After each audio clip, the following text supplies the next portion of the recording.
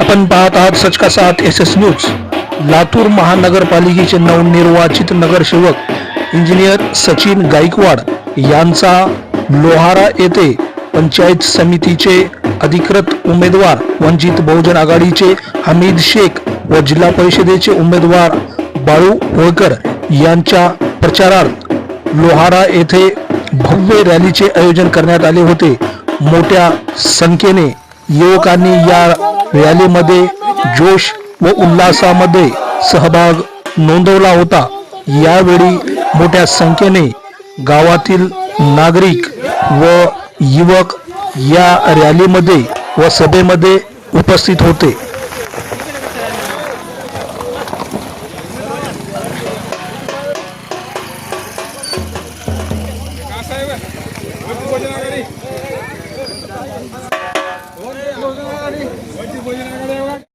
बाबासाहेबांनी हे सर्व त्याग केलेला आहे, पण आज जे प्रस्थापित लोक भाजप कमळ घेऊन येतात, मधीच आपल्या समाजाचे म्हणून घेणारे राष्ट्रवादी मधले नेते आपल्याकडे येतात, त्यावेळेस आपल्याला बाबासाहेबांच्या विचाराचा विसर पडतो।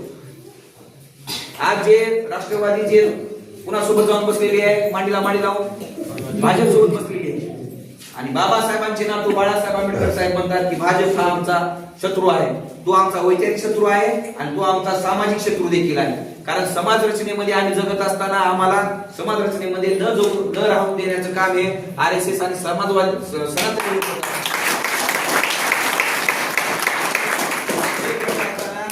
या RSS आणि सनातनी लोकांचा आधार घेऊन कुबड्या घेऊन हे भाजप सत्तेमध्ये बसलेलं आहे, आणि या भाजपच्या सत्तेमध्ये हे राष्ट्रवादीवाले देखील या राज्यामध्ये अजित पवार गट त्या पद्धतीने तिथं बसलेला आहे।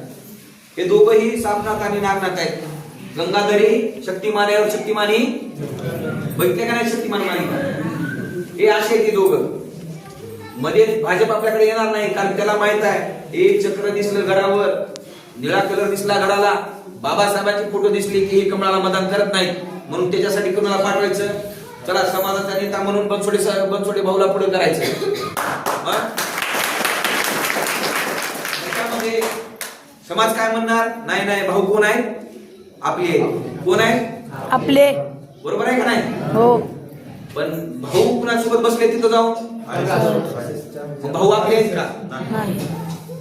आणि भाऊ घरातले पैसे देणार नाहीत, भाऊ जे काही टॅक्स आणि तो जमा होतो शासनाकडे, त्या शासनातले पैसे आपल्याकडे देतात, भाऊ खिशातले पैसे देतात का? नाही। म्हणून भाऊ सेवक आहेत आपले। पण येणाऱ्या निवडणुकीमध्ये आपल्याला प्रत्येकांना वंचित बहुजन आघाडी डोळ्यासमोर ठेवावं लागेल। मी परत त्या गोष्टीवर येतो, बाबासाहेबांच्या वेळेस आपल्याला मतदान करता आलं नाही, बाबासाहेबांसोबत ज्या ज्या चळवळी आहेत, जे जे आंदोलन आहेत त्याच्यामध्ये चलता आलं नाही, पण बाबासाहेबांचा नातू जर या पृथ्वी तलावर जिवंत आहे आणि माझ्यासारखा जर व्यक्ती दुसऱ्या चट्टे बट्टे जे भाजप आणि राष्ट्रवादीच्या जर गळ्याला पडत असेल तर माझ्यासारखा माणूस म्हणून घेणारा या पृथ्वीवर राहण्यासाठी लायक नाही।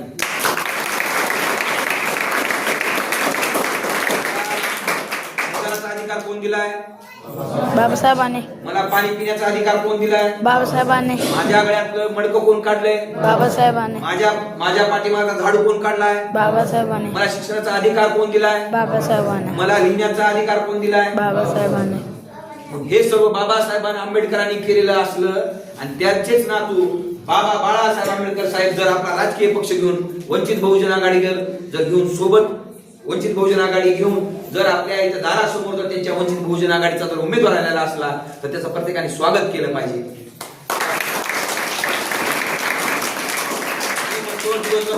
करा, पण संध्याकाळी येताना ह्या कार्यकर्त्याच्या मागे आणि ह्या कार्यकर्त्याच्या मागे आपण 1 रुपया न घेता यांच्या मागे प्रचाराला राहिले पाहिजे। सर्वांनी जर आपण त्याच्यासोबत प्रचाराला राहिला तर एवढा मुआब दिसेल, पैसे देऊन तुम्हाला आणायचे का आपल्याला? नाही। बाबासाहेबांनी केलेल्या उपकाराची जर आपल्याला परतफेड करायची आहे तर वंचित बहुजन आघाडीच्या उमेदवाराच्या मागे आपल्याला ठामपणे उभा राहिले पाहिजे। भरपूर जण येतील, वंचितला मत म्हणजे भाजप, वंचितला मत म्हणजे घड्याळीला मतदान असं सांगणारे महाभाग येतील, पण अशा महाभागांना जर तुम्ही ठणकावून सांगितलं की बाबा मला अधिकार दिलेले बाबासाहेब आंबेडकर आहेत आणि त्यांचा नातू बाळासाहेब आंबेडकर साहेब स्वतःचा पक्ष घेऊन जर माझ्या दारासमोर त्याचा पक्ष येत असेल तर माझ्यासारखा व्यक्ती हा वंचित बहुजन आघाडीला मतदान